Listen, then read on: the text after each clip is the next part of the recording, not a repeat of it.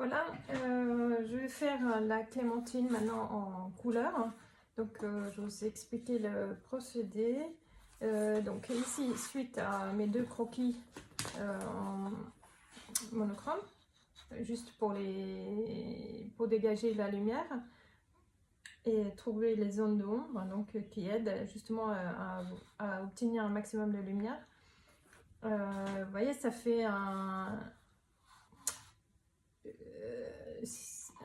chemin en fait, les ombres qui se relient, tout ce qui est gris se relie, c'est relié, d'accord. Ça aide à donner plus d'impact à l'image plutôt que d'avoir plein de petits morceaux qu'on peint au fur et à mesure juxtaposés ou qui sont séparés par de blanc.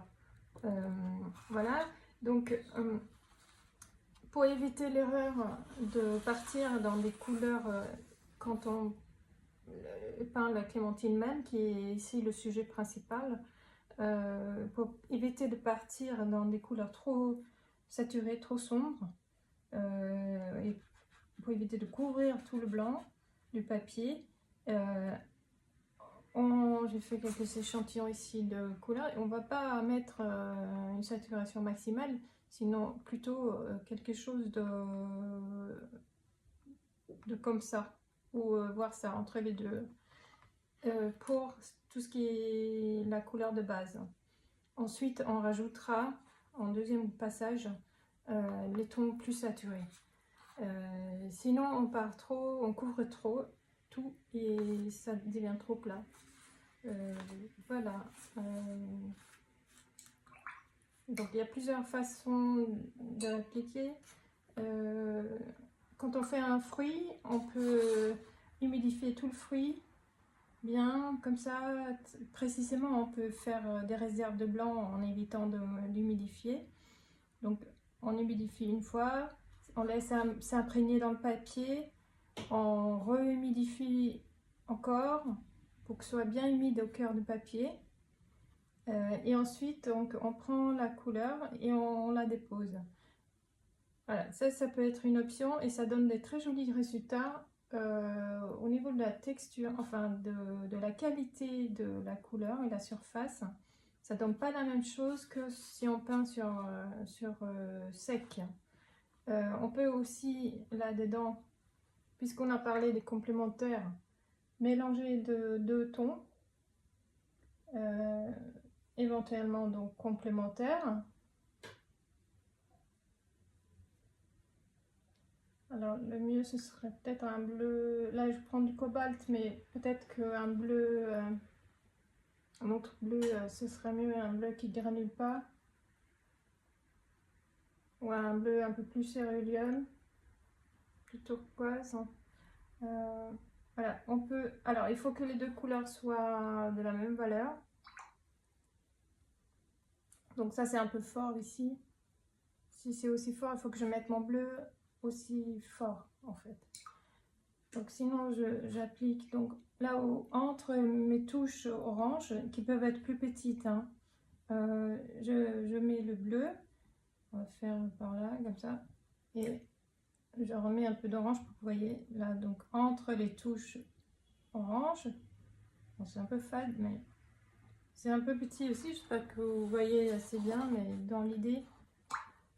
Voilà, et après avec un pinceau petit,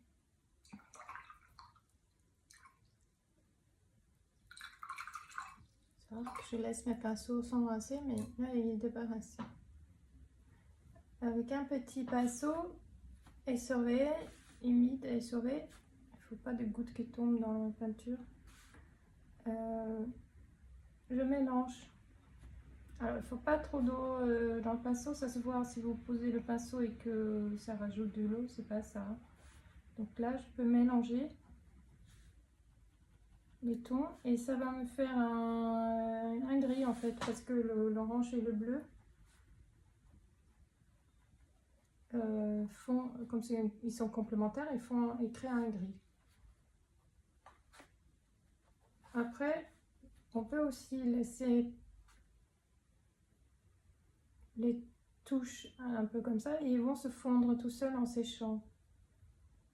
Surtout là pour la clémentine, les petites touches, même si elles ne se fondent pas, ça peut faire les creux de la peau par exemple.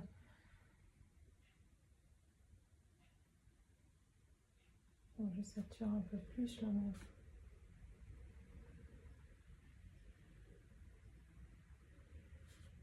Voilà, ça peut être une option, hein, et on évoque donc le volume comme ça par les tons, les couleurs.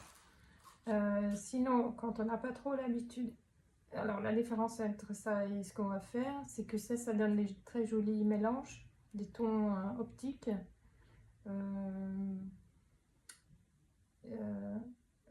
Et une texture qui est différente que si on peint une couche superposée sur l'autre.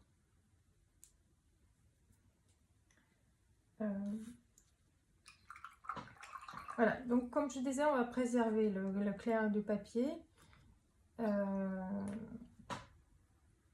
Donc je vais mettre une première couche pas trop saturée, donc de l'orange transparent, je prends ici.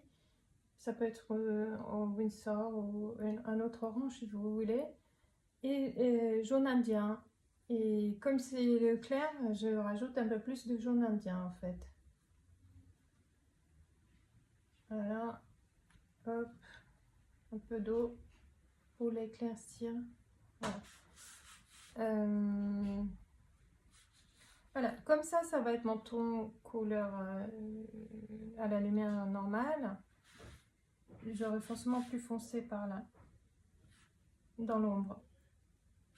Et cette couleur, elle peut passer et dans la lumière et dans l'ombre.